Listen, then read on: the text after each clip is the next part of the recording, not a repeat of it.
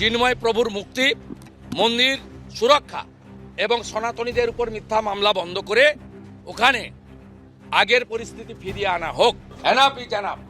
আগামীকাল বিকেল ৩টায় ভারতীয় জনতা পার্টির বিধায়করা বাংলাদেশ ডেপুটি হাই কমিশনের দিকে এগোবে। বৈষম্য বিরোধী আন্দোলনের মুখে সাবেক প্রধানমন্ত্রী শেখ হাসিনার পতনের পর থেকেই বাংলাদেশের সংখ্যালঘু ইস্যুতে উদ্বেগ জানাচ্ছে প্রতিবেশী দেশ ভারত। দেশটির অভিযোগ, বাংলাদেশে হিন্দু সহ অন্যান্য সংখ্যালঘুরা ব্যাপক নির্যাতনের শিকার হচ্ছেন। হিন্দুদের শত শত মন্দির ভাঙচুর, ঘরবাড়ি, ব্যবসা প্রতিষ্ঠান জ্বালিয়ে দেওয়ার মতো অতিরঞ্জিত খবরও প্রকাশিত হচ্ছে ভারতীয় গণমাধ্যমে। যদিও এসব অভিযোগের জবাবে প্রধান উপদেষ্টা ডক্টর মোহাম্মদ ইউনূস ভারতীয় সাংবাদিকদের বাংলাদেশে এসে সরেজমিনে প্রতিবেদন করার আহ্বান জানিয়েছিলেন, কিন্তু তা সত্ত্বেও বন্ধ হয়নি তাদের অতিরঞ্জিত ও কথিত অভিযোগের বিষয়ে সংবাদ প্রকাশ। এর মধ্যে চিন্ময় কৃষ্ণ দাসকে রাষ্ট্রদ্রোহের এক মামলায় গ্রেপ্তার হওয়ার পর সংখ্যালঘু ইস্যু নিয়ে ব্যাপক তৎপর হয়ে উঠেছে ভারত।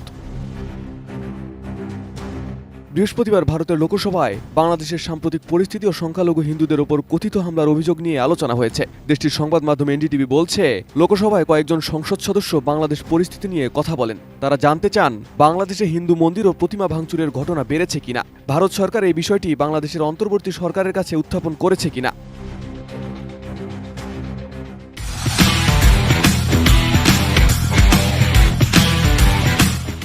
এসব প্রশ্নের জবাবে ভারতীয় পররাষ্ট্র প্রতিমন্ত্রী কীর্তিবর্ধন সিং সংসদে বলেন, বাংলাদেশে গত কয়েক মাসে হিন্দু মন্দির ও প্রতিমা ভাঙচুরের ঘটনার তথ্য শোনা গেছে। ভারত সরকার এ ব্যাপারে নিজেদের উদ্বেগের কথাও জানিয়েছে, যার মধ্যে রয়েছে তাঁতিবাজারে পূজা মণ্ডপে হামলা, সাতক্ষীরার কালী মন্দির থেকে দুর্গাপূজার সময় সোনার মুকুট চুরির ঘটনা।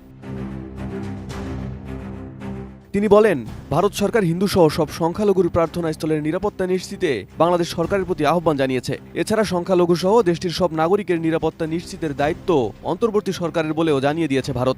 এদিকে সনাতন জাগরণী জোটের মুখপাত্র চিন্ময় কৃষ্ণ দাসকে গ্রেপ্তার এবং পরবর্তী ঘটনা নিয়ে ভারতের প্রধানমন্ত্রী নরেন্দ্র মোদীর সঙ্গে বৈঠক করেছেন দেশটির প্রধানমন্ত্রী এস জয়শঙ্কর। তারা দুজন বাংলাদেশের সংখ্যালঘুদের উপর সাম্প্রতিক নির্যাতন বেড়ে যাওয়ার কথিত অভিযোগ নিয়ে আলোচনা করেন।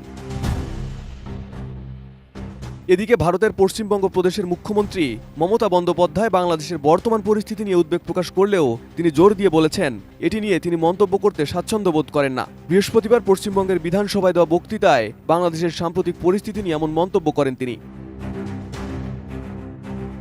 বক্তৃতায় মমতা বন্দ্যোপাধ্যায় বাংলাদেশের বিষয়ে নিজের অবস্থান স্পষ্ট করে বলেছেন, এই সমস্যাটি কেন্দ্রীয় সরকারের সমাধানের বিষয় এবং তার রাজ্য সরকার কেন্দ্রের সিদ্ধান্ত মেনে চলবে।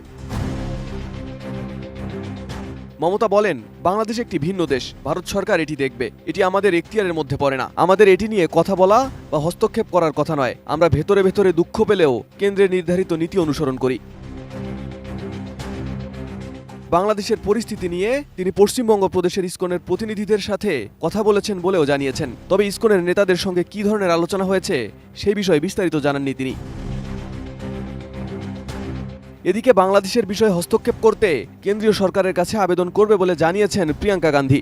বাংলাদেশের সংখ্যালঘুদের নিরাপত্তা সুনিশ্চিত করার বিষয়টি নিয়ে বাংলাদেশ সরকারের কাছে জোরালোভাবে তুলে ধরার আহ্বানও জানান তিনি। Desk report, ATN news.